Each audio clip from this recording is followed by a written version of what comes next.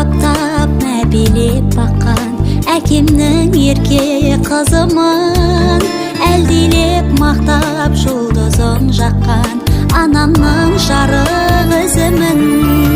Маңдайдан сүйіп, бетімнен өпкен, әжемнің жұмсақ жүрегі менмін.